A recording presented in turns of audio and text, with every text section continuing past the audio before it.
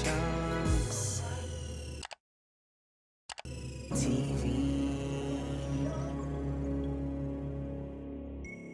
Do you feel like social media is a bit too sensitive right now? I think this world is too sensitive. I'm not gonna lie. Take me back like 10 years or so. I went to Miami. I started posting a lot of bikini pictures. I got back and then I got a DM from ITV. Okay. So I just literally think they reached out to you. They reached out to me. 24 hours, all you have is you and that person and you're talking. So after a week, it already feels like a month. Yeah. How's things with Mike? Your relationship? I would say people do love and they love me and Mike, but it's so crazy because I think I was a bit more of a low-key lover.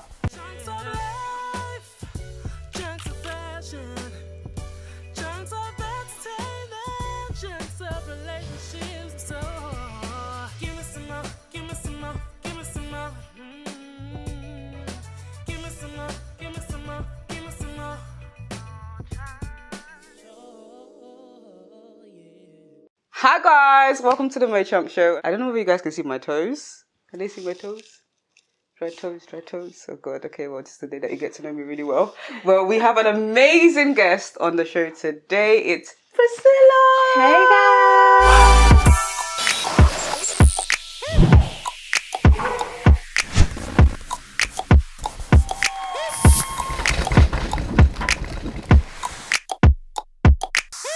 Now, some of you may know this beautiful lady because of Love Island, but I've actually known of her before in terms of I've seen your modelling and just noticed the beauty that you are and like the sweetness that you are in the industry. Because like I think a lot of people don't realise how small the creative industry is in the UK. Very.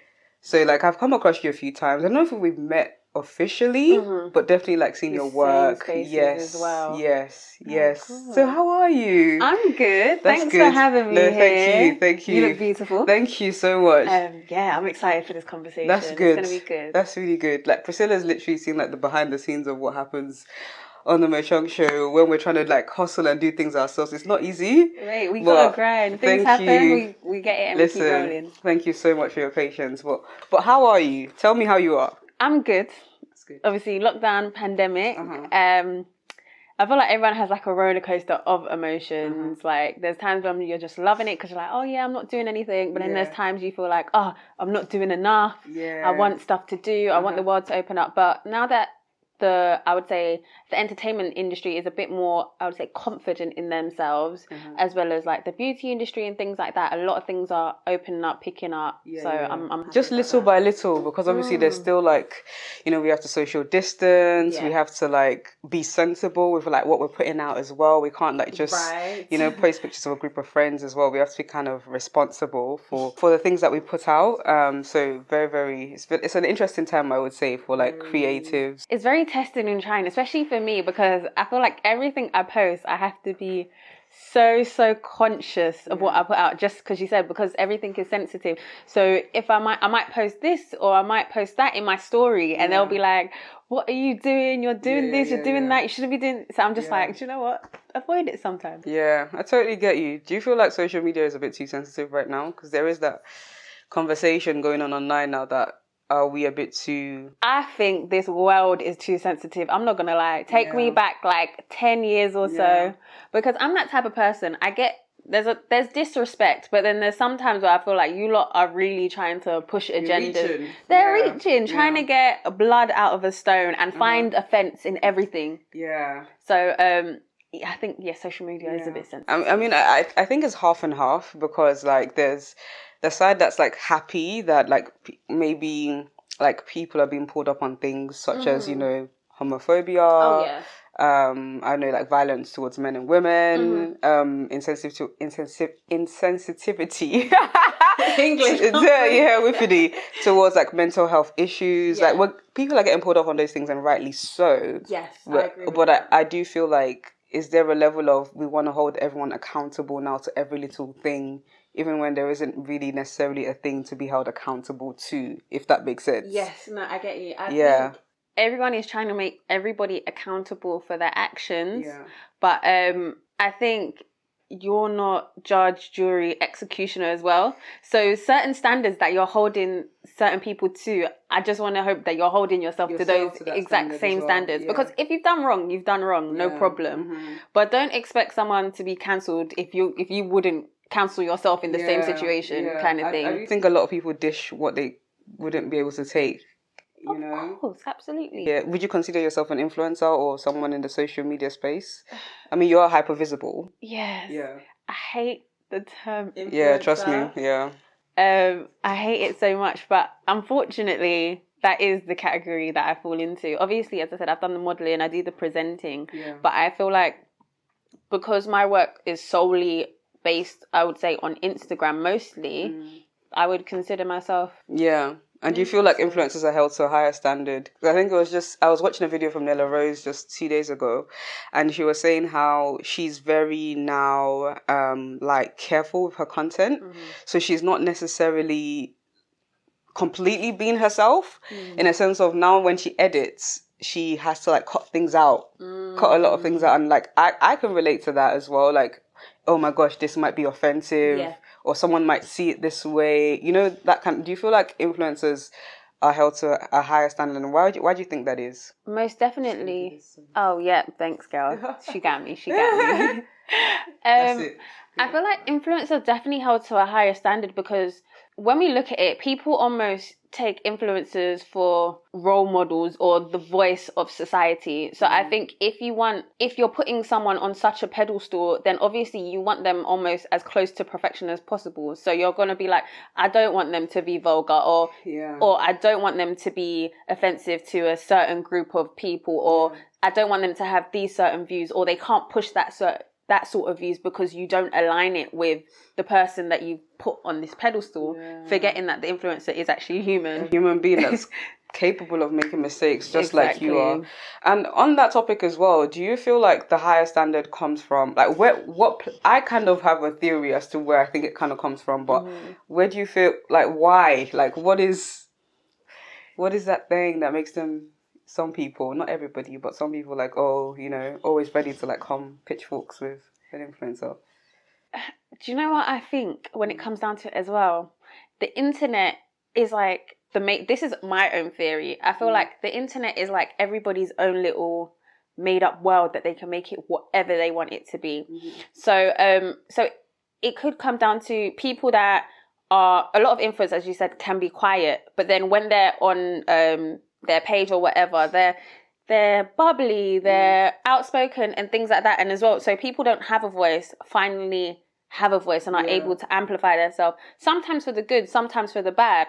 So when you finally get to get a little dose of this, you kind of feel empowered or you kind of feel entitled. So I feel like a lot of the time people feel... So keyboard warriors, right. People just feel a sense of power to be like, I can maybe talk to this person or get into this person's head. Like little old me I now have access to you. I now can tell you this. I now can tell you that. So I feel like it's more of like a sense of power in their own world. I would say that social media has made the world a very small place. Yeah. In a sense of, before it used to be like, okay, we used to put celebrities on a pedestal, but there was no way to access them. Yes. Right? And now social media gives you that access to someone's home, to someone's lifestyle. Supposedly, because, you know, we show, you know, as online personalities, you show what you want to show. So people have that access, or they feel like they have that access to your personal life, and they start to feel entitled to how you behave and how you run, because you wouldn't have that. You don't have that connection with celebrities. I think maybe the internet now is like tightening that gap, but definitely with celebrities, it definitely feels a bit over familiar. Yeah, definitely, so much familiarity. I've had people come up to me and be like, oh my gosh, Priscilla, and then they're like, hold on, wait, I don't actually know you, I just feel like I know you, because obviously they've obviously seen me on TV, but then they see me on social media talking stories that you just feel like you're going on a journey with someone, so you know them and you're just a part of their life. A really cool YouTuber, Adela, did a video called Parasocial Relationships, and I think it describes quite well what you're talking about. She basically highlights that, you know, influencers are not your friends, and you know, it might feel like it because of like what social media does and how it connects people and makes you very familiar with them. but actually you don't have a close-knit relationship. Right. And it shows in, the way we hold each other accountable for things, sometimes rightly so, sometimes I feel overdone. It shows in how much grace we give one another. Because if it was actually your close friend, you would give them more grace, right? It's true. But then there is that side of, because you think they're your close friends, you become over familiar, over entitled, etc., etc., etc. But anyway, that's all a bit of an aside. Yeah. But I really wanted to ask you, what was, before we go into like life after Love Island, what was kind of like the process of auditioning? Why even Love Island? And what was kind of like your experience in there as well? I know that's like 3 in 1, but yeah. No, it's completely fine. So Love Island was not on my cards at all. Like, it wasn't even a thought. But how long has it been? Like 2 years now? A year? Yeah. So it's been over a year now. Yeah. I always said, I went to Miami. I started posting a lot of bikini pictures. Yeah. I got back and then I got a DM from ITV. Okay. So I just literally think... they reached out to you? They reached out to me. Okay. So I didn't have to do the, apply. Okay. But there's still a vetting process. So they still, after they reached out to me, they didn't tell me what show it was. They just told me, oh, we think you'd be great for a show. I still didn't think it was Love Island because the summer one went. And then after that, so I just was like, I'm going to talk to them, whatever. And then it's more like conversations. So the audition rounds are actually conversations. And then if they just like you, they like your personality, that sort of thing, then you just go on to the next until you get onto the show. Yeah. My experience on the show, I'd say I had a good experience. That's good. It's such a surreal world though, because as I said, we don't know the time. We don't know what day it is. They don't like what they want you to think the time is, or no, we just can't know. We're in our own little bubble. Okay. So and they don't want nothing from the outside world to disrupt it. So we don't have phones. Can't that like mess with your head a bit? I guess it like could. Not knowing, it's kind of like solitary confinement, no? No, Sean Paul came in and he was like, "This is just a fancy prison." Literally, because as I said, we don't even have books. All we have is each other to have conversations with. And I feel like that's why a lot of the relationships in there form so quick or are a lot deeper than what it is, because literally 24 hours all you have is you and that person and you're talking. So after a week, it already feels like a month. Yeah. So that's why when people are like, oh, your relationship's real and stuff like that, it's like, yes, because I've literally been with this person 24/7. Yeah. They see me eat. They see my worst habit. Like, I can't hide anything from you because we sleep together, we shower together, we eat together, we spend all Very day talking. Yeah. So everything is just heightened. But no, it was a good experience. I could never compare it to anything. Would I do it again? I think I would, because it was fun at the same time. It really was fun. And a lot of people always ask the big question, is it, what's the question they always ask? Is it staged? Yeah. So all the words we say are ourselves. Right. There are certain situations where they'll be like, Priscilla, go talk to Mo. Right. About what you think about Mike or something. That's how reality TV is like Real Housewives, so they'll be like, go have these conversations, but obviously... What particular subjects?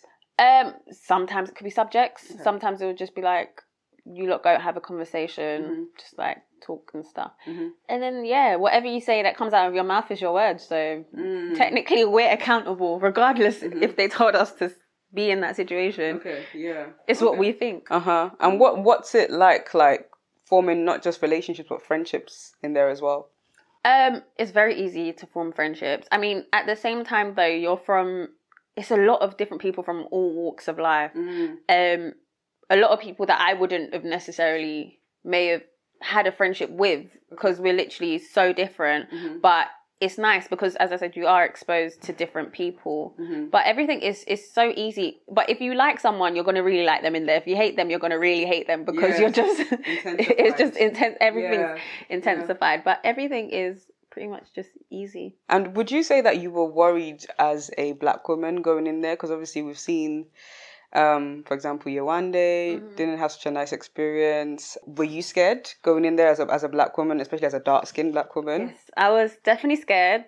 I remember I was scared for 2 reasons. I was scared because I'll be too dark or because I'm going to be too skinny. Yeah, so I just wanted to make sure that everything was on point for me. So I went to my hairdresser as well, because the hair thing was a big thing. they always got onto girls about the weaves and wigs. Yeah. So I went to my hairdresser. We pre-ordered. We did light tests just to make sure my lace was fine.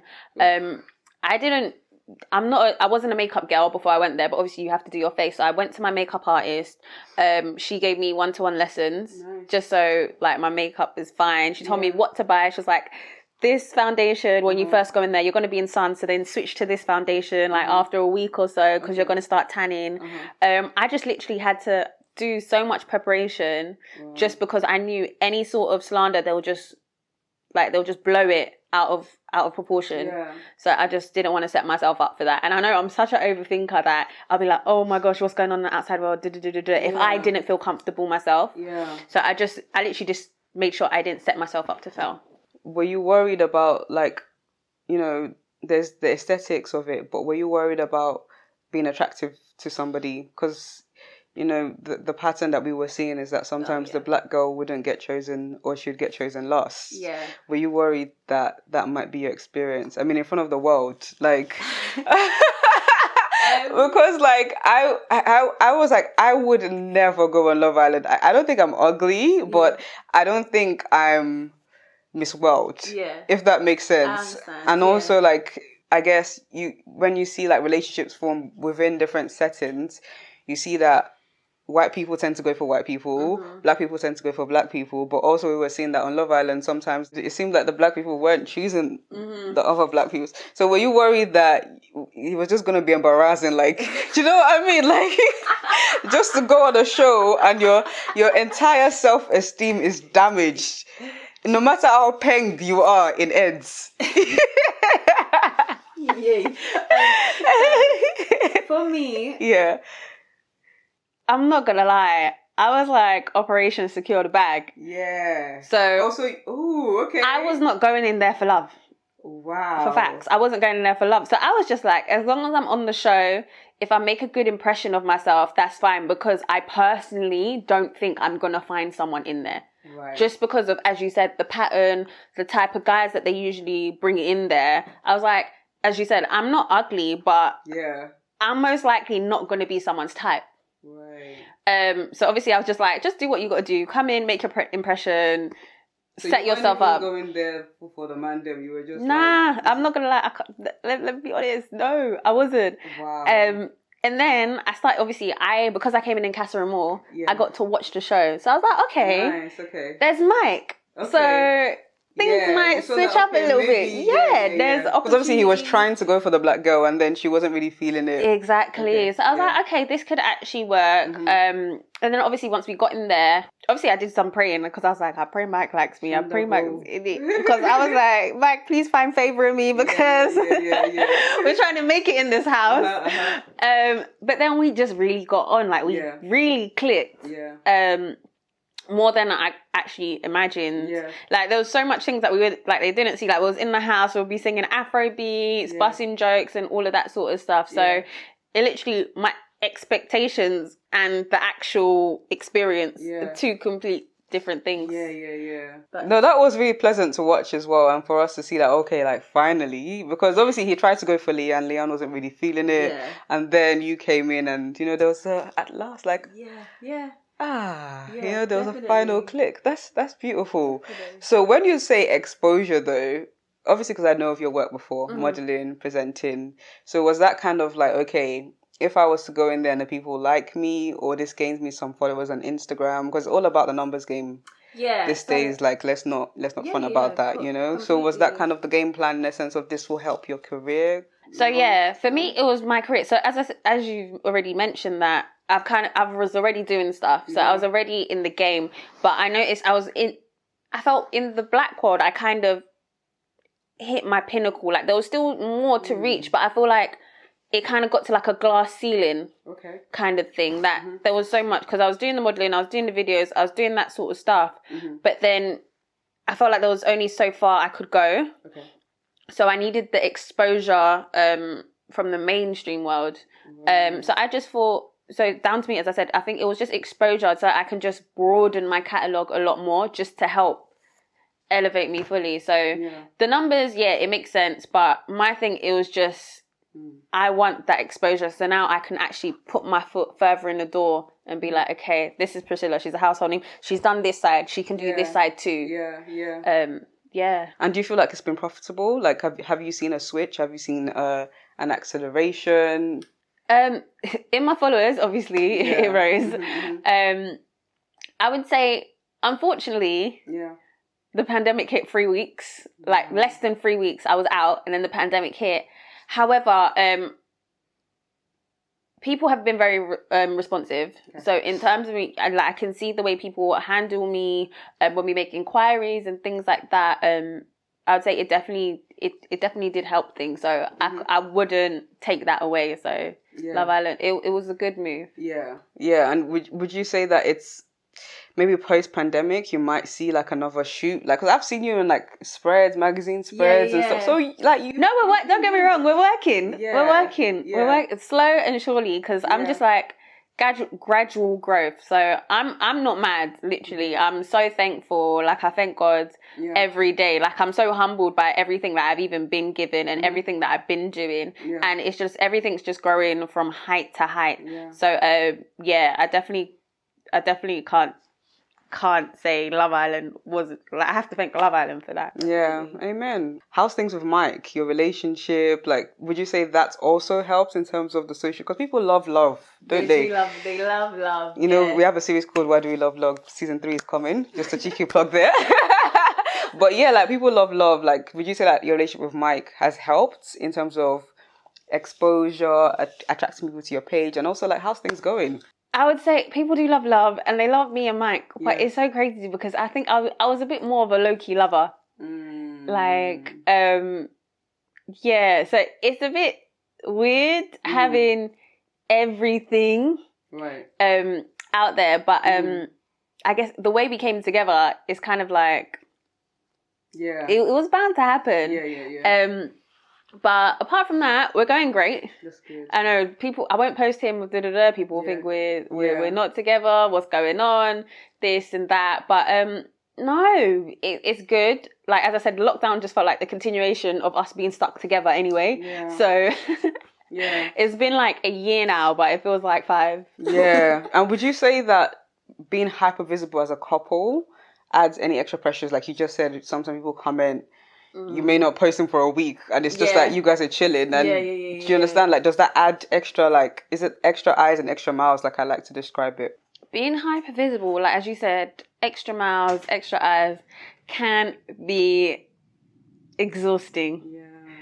That's a big word as well. It can be very exhausting. Because, do you know what? Sometimes it's nice because you always love, like, appreciation, don't get me wrong. So it's nice that people like us, but when it turns to the negative side, that's when it gets tiring. But it's just, I can't escape it. And I think it's only when you're in the couples world that you can see that, because from the outside looking in, it can look like it's all fun. It's all fun and games. It's all glitz and glam. But then sometimes the abuse that you might get, I might not see that as somebody that's following you. But you're on the receiving end all the time, if that makes sense. I think I got a little easier. Thankfully, people actually like me. So it hasn't been as bad for me in comparison to other people. But I think still at the end of the day, after there's only so many comments, there's only so many DMs, there's only so many stuff before it actually, you're just like, enough is enough. Do you get what I mean? But it's just one of them things that you have to take with a pinch of salt. You need to understand this person is behind the screen. They don't know you.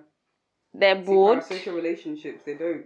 Literally. They're literally just bored and being creeps. So I'm just like, because I remember, I think there was a point I was with Mike or something, and someone, I think they DM'd me about him. Or DM'd him about one of them ways, but we're like, we're together right now. So how is this person there doing wahala? So it's just like, oh, it is what it is. Kind of trying to stir the pot a bit. Honestly, every day. Are there any, like, brands you're working with right now, or like any major deals that, you know, are in the works?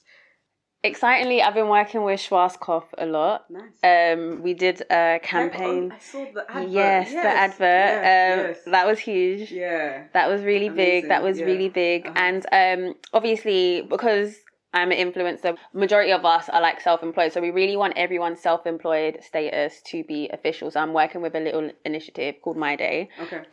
Yeah, it's very, very, very straightforward. So like on May Day, May the 1st. Yeah. So May Day is my day. Yeah. It could be your day. Yeah. It could be anyone's day. So on May the 1st, make sure you say yes to My Day. So it should be exciting. Keep an eye out on that. Out for that. Look out for that. Awesome. Just to round off, where do you see yourself in the next 2, 3, 5 years in terms of your career, life, just everything? Priscilla will be a household name. Believe that. Where do I see myself? So I really want to get back on this presenting route because I used to do it a lot in university. But I feel that's where my passion is. Modeling comes easy, but my passion is presenting and interacting. You would think it was the other way around. I know. But I just feel like, I don't know if it's the same for you, but with the presenting world, they get very comfortable with kind of the talent that they have, that they almost don't want to expand. So it's harder to break into it. Okay, So it's just about just trying to place myself in the right places with the right people. Do you feel like colorism has anything to do with media and the presenting industry and getting in? Absolutely. I feel like with the just media and entertainment industry anyway, they always have the tokens, and once they got the tokens, it's like the quota's been hit. So until they feel like they need to diversify, or if maybe a Black Lives Matter protest happens, they might add another person in there to like silence people. But I feel once they like tick the quotas, they're kind of like, we're cool for now. We've got a little spice. Yeah, it's annoying, I think, as well as sad that, sometimes it's, as you just mentioned, the whole Black Lives Matter thing, it takes something like that. Or, Black talent is usually called on to comment on things race-related. Like, we can't just have and do you understand, just a random conversation about flowers or something. I'm telling you, because I feel like as much as we need to educate people and talk about race, it's actually very draining at the same time to have to keep saying, this is my experience, this is what I'm going through, because you're almost reliving it, and it's just, it has an emotional toll, like it's slowly chipping away at you. So it's like, sometimes I don't want to talk about my sad experiences. Sometimes I don't want to tell you why I think you should do. Let's show what else I have to me. Yeah. Like there's so much more to a lot of us creators than having to defend racism alone. Absolutely. That's so true.